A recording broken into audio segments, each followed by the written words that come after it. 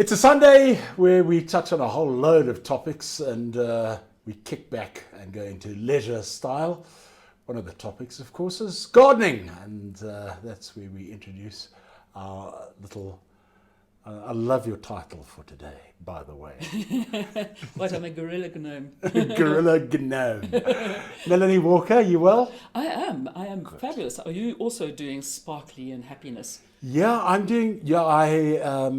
Both Sam and I had our first jab this last week. Mm-hmm. So yeah.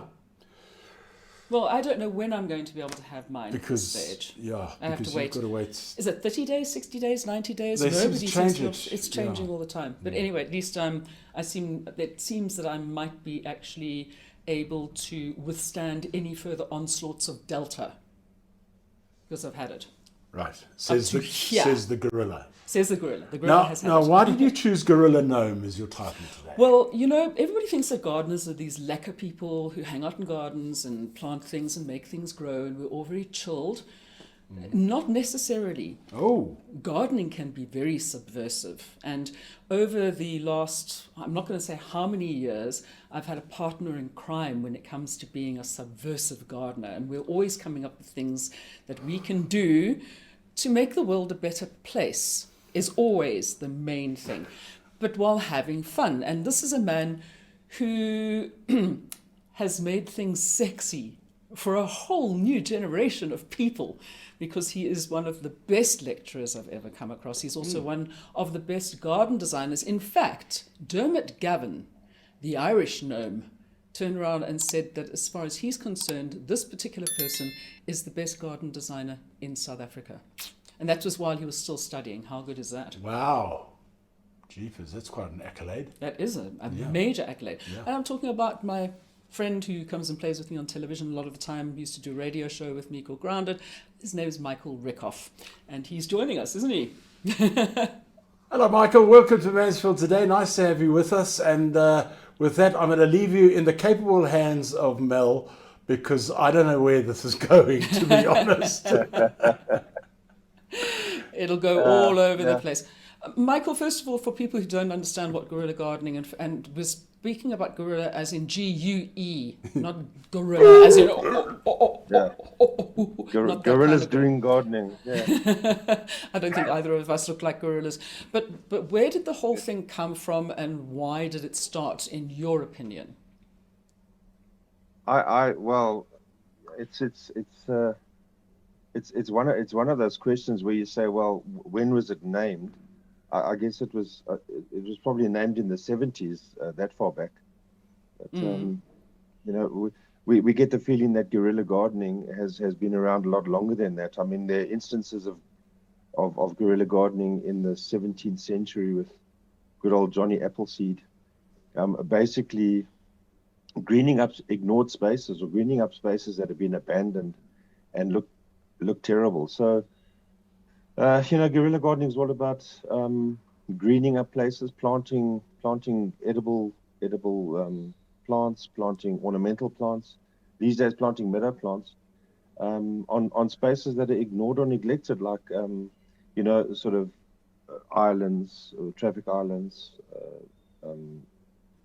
old dump sites, and so on and so forth. So, guerrilla gardening is really. You mentioned the word subversive,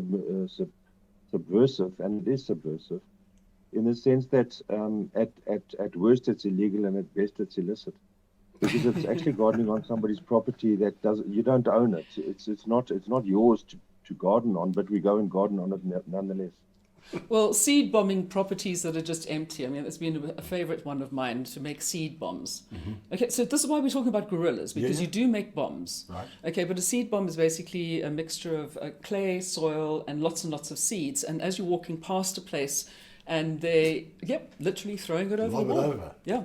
And taking over spaces that have just been left. A lot of the time people will get permission, but that's why we've been seeing so many people creating verge gardens, edible verge gardens for people when they're walking. That is a part of it. But Michael and I he did a garden, and I just came and painted some stuff, showing how by guerrilla gardening, by actually deciding you're going to go and do something for the environment when the municipalities are not or anything. We did this wonderful garden going through from inner city, and I think that's where a lot of your main focus is trying to get people back into gardening in the inner city and to greenify those spaces as well, isn't it, Mike? It's inner city, and it's.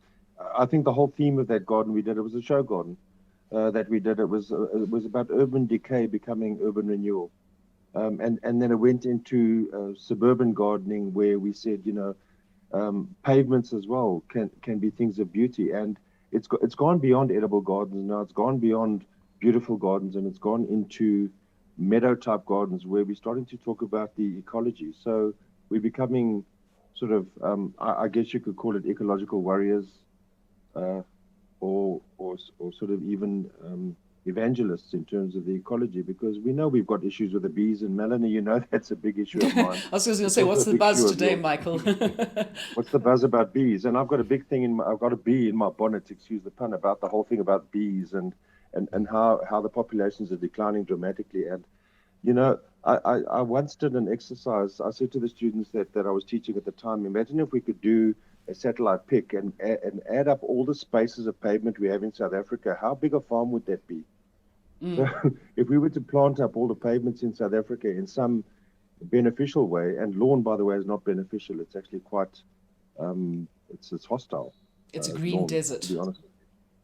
Yeah, it's hostile. And we were saying, if you could just plant any sort of meadow planting on those pavements, think about Denmark. Think about 1996 when it was called a garden in a night. 1,000 people went and planted up this deserted, unused space in Copenhagen. And it's a famous story where the day before there was no garden, and the morning after there was this huge garden. They just came in overnight. And that's what defines guerrilla gardening, is people going into these spaces and doing something. And usually it's overnight. And that's why they call it guerrilla gardening, because they sort of do it under the radar. And I think it's a fantastic thing. I think it's exciting, Mel. And you mentioned seed bombs and that kind of stuff.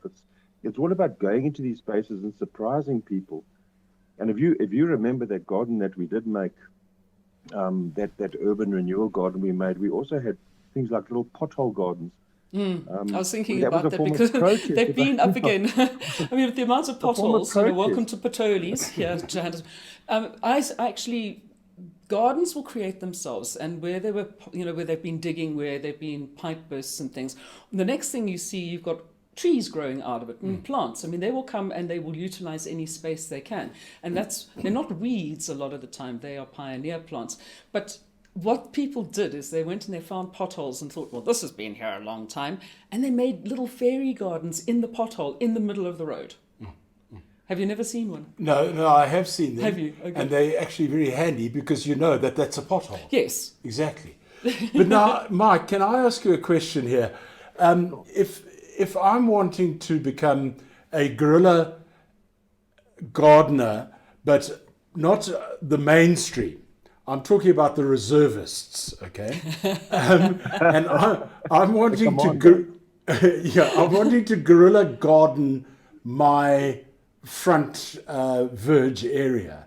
You say meadow plants and all the rest of it, but as a gardening moron, what sort of plants do I look at getting there? Because I want indigenous things that'll attract bees, things that'll attract butterflies, and the like. What do I actually go and ask for when I'm looking for seeds or looking for plants? Okay, so it's a great question, that because we have so many outlets in this country at the moment that are focused primarily on indigenous plants, and so much advice that can be given. We have an amazing place called Random Harvest where I think all the landscapers go to for indigenous stuff. But apart from that, what we did in show gardens this year, because we do the show gardens every single year, and it was a very responsible show garden this year, is we actually got hold of seed packets that you can buy in garden centers. They're large seed packets, and they have meadow planting mixes and indigenous mixes in the seed packs. And all you do is you scatter these seeds, and they come up on their own. And we tried it in show gardens this year in a garden called Rewilding, well, it was called Real Wilding, but it's about the concept of rewilding, by the way, which is also a spin-off of guerrilla gardening, if you like. And all you do is scatter these seeds. And it was an amazing success story because all these beautiful wild grasses, indigenous grasses, flowering plants, things that bees love, like the blues and the whites and the yellows, those all just came about. Do you know what I mean? So it's really a case of, I think all you have to do is walk into these places and say, I would like an indigenous mix, and it's right there in front of you. It's no longer a case of having to scrounge information to get these things. They're fully available because I think the ecological awareness is so much better now than it was when Melanie and I started standing on the soapbox in the first place. Mel, I think about, what was it, 8 years ago? Yeah. Maybe more. We started standing on the soapbox and crying out about guerrilla gardening and about the ecology. And about 2 years ago, I found out about the concept of rewilding. Mel, you will remember I wrote a blog on it. In fact, I did a vlog on it. And we did a magnificent garden called rewilding or real wilding in the sense that you take a space. You don't interfere with the space. You just allow it to go back to seed. You allow it to run to seed. Without it being a bad space, it becomes an ecologically friendly space because it's where people don't want to go. And as a direct result, the animals do.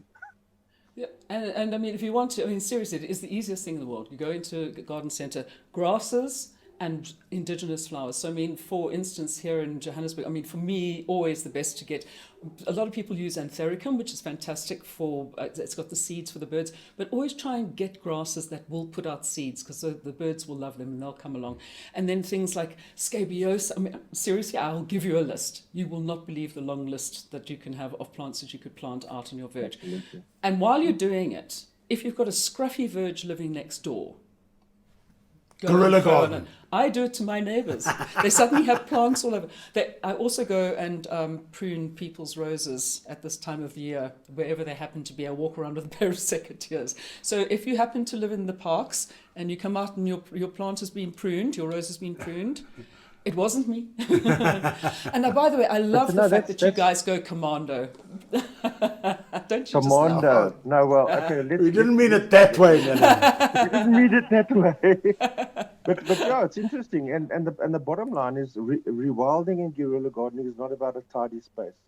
Yeah. You know, it's not about we have as gardeners we've had a very Eurocentric influence on gardening in this country, and it's really changing to become Afro-chic, and Afro-chic in the way that it's responsible ecology.